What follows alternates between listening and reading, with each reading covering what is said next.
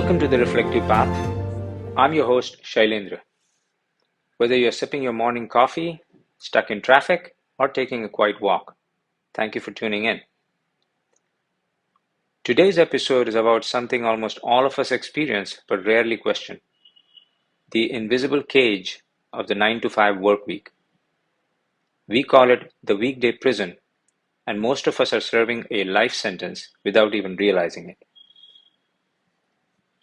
Imagine waking up on a Monday morning feeling as excited as you do on a Saturday.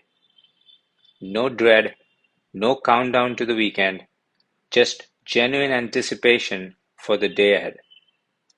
Sounds impossible? That's because for most of us, it is. The weekday weekend paradox. TGIF. Thank God it's Friday. It's not just a phrase, it's almost a collective sigh of relief. But why do we need to be relieved from something we do 5 days a week? What are we actually escaping from every Friday evening? We spend 5 days enduring work just to savor 2 days of freedom. That means the majority of our life isn't really lived, it's just tolerated. Unlike unavoidable hardships like illness or loss, the 9 to 5 grind is a choice we consciously make. We willingly put ourselves in this cycle day after day. Why? Because society hands us a script: school, job, marriage, family. We follow the well trodden path, rarely stopping to ask, is this what I really want? Everyone else is doing it, so it feels normal. But is it? The origins of the 9 to 5 prison. This structure wasn't designed for human fulfillment. It was built for factory efficiency during the Industrial Revolution. Workers needed to run machines in shifts, and so the modern work week was born. Fast forward to today, we are no longer factory workers, yet we're still following a system designed for that era. Even worse, the boundaries have blurred. Unlike factory workers who could clock out and leave work behind, we carry our offices in our pockets. Emails, Slack messages, and endless notifications invading our homes, weekends, even vacations. Employers justify this outdated model by claiming weekends refresh us and boost productivity.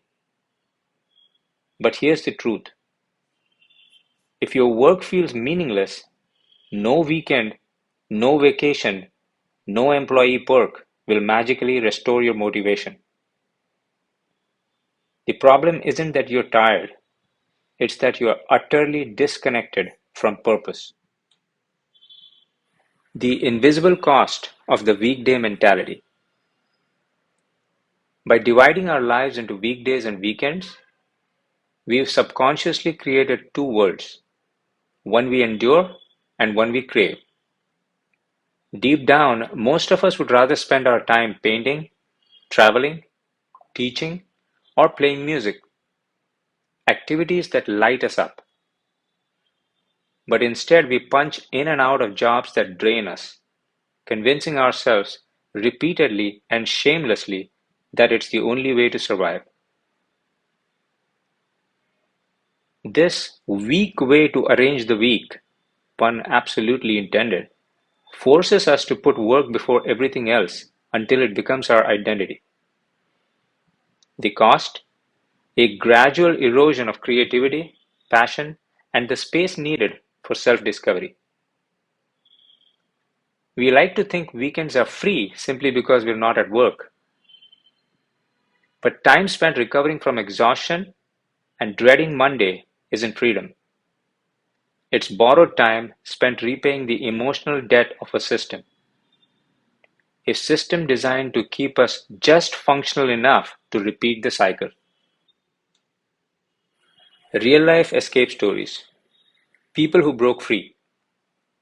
Now, this isn't just theory. Here are three stories of people who broke free from the weekday prison. Andrew Udarian. Burnt out in finance, Andrew quit his corporate job to start an e-commerce business. With zero experience, he built a thriving online store and a life defined by freedom, not deadlines. Gail McNeil. At 57, Gail left corporate life to become a midlife influencer. Battling depression during the pandemic, she found healing in minimalism and self-expression. Today, she inspires thousands to embrace authenticity and simplicity. John J. Lee. After years in tech, John left his job to open a soccer facility, fueled by his lifelong passion. Despite the risks, he found fulfillment building a business rooted in community and purpose. Their journeys went without fear, but you know what was louder than their fear? Their purpose. Now, to be clear, Andrew, Gail, and John worked their way to freedom by starting off with side gigs. I'm not suggesting quitting the job should be the first step. Why we stay trapped. The psychological handcuffs. So, why do most of us stay stuck? Fear of failure. What if I can't survive without a steady paycheck? Fear of judgment. What will people think if I quit my stable job? Fear of the unknown. What if I don't know what to do next? But here's the uncomfortable truth. Staying in a job that drains your soul is its own form of failure.